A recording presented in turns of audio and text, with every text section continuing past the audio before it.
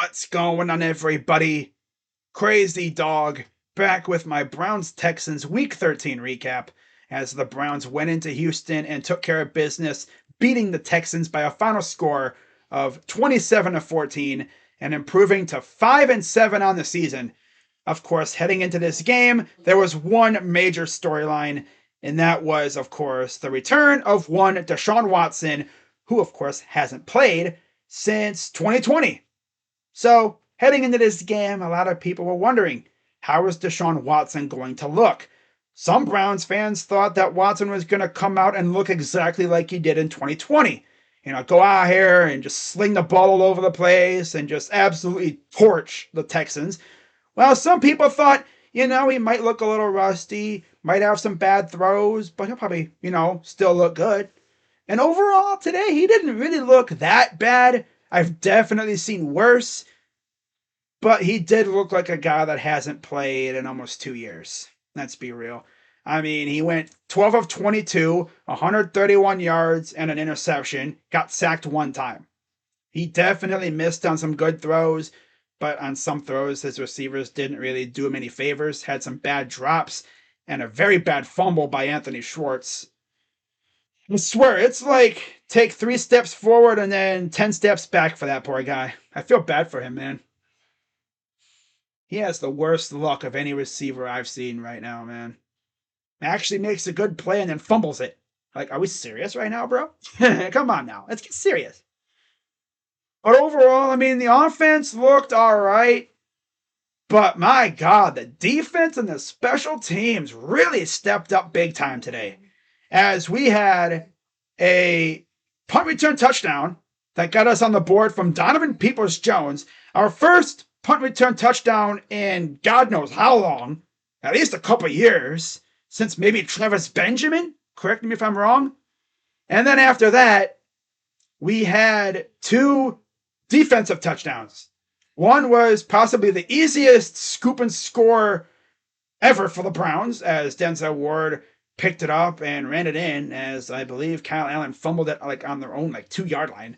Dude was trying to do a little QB sneak to get a little room because they were deep in their own territory, on their own 1-yard line.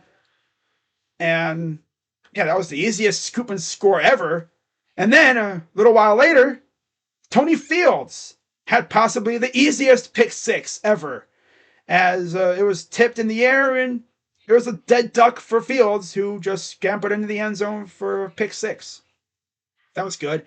Not only that, we also had an interception on the very first play of the game, as Allen tried to pass it to one of his tight ends, who actually caught it, but it went off his arm into the air and into the hands of John Johnson III. And that was probably the best play he's made all year. Not even being funny there. I think that was the best play he's made all year. It tells you a lot about him. He hasn't been that great this year at all. I know Browns fans have had a love-hate relationship with him.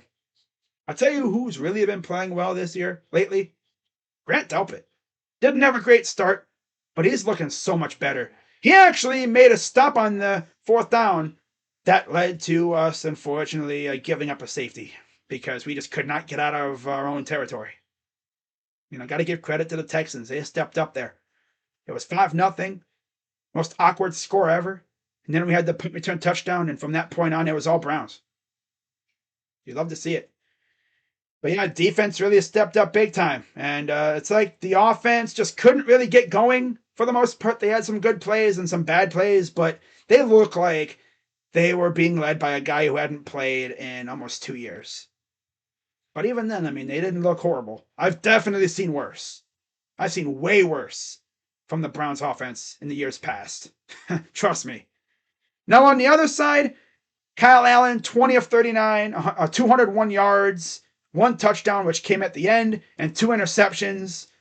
On the ground, the Texans had 22 carries for 82 yards, most of which came from Dameon Pierce, who had 18 carries for 73 yards.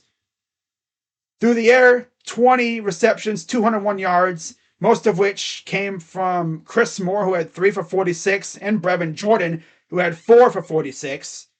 The 1 touchdown came from Nico Collins at the end, 3 receptions, 35 yards, and a touchdown. We essentially gifted it to them because we forgot how to tackle at the end there. We got him stopped, but Greedy Williams, of course, forgot that you have to actually tackle him. This ain't flag football, buddy. Come on now. Got to finish the tackle. Unfortunately, we didn't get any sacks on Kyle Allen. But like I said, we did force some turnovers, which was a huge key for this defense, being as lately we haven't really been able to get turnovers. Well, today we got fat off turnovers. And the best part was we took advantage of those turnovers. I think we scored almost off of almost every single turnover that we forced, besides the interception at the beginning of the game and that stop on fourth down. Every other turnover, I think we turned into points. So that was good. 2 touchdowns and a field goal. Yep. So it's good to see. Hopefully we can keep this up for the rest of the season. But performance today had me wondering, where the heck was this defense all year? Like, if we would have had this defense earlier in the year, we would have won the majority of those games. We wouldn't be 5-7 right now. We'd probably we probably have like at least 9 wins, maybe more. I might have had a couple more wins, probably 9 or 10 wins right around there. Because when I see it, if defense look like this against the Patriots, I don't think we don't get torched by Bailey freaking Zappi. We might still get torched by Tua, but not Bailey freaking Zappi. No. None of our defense look like this.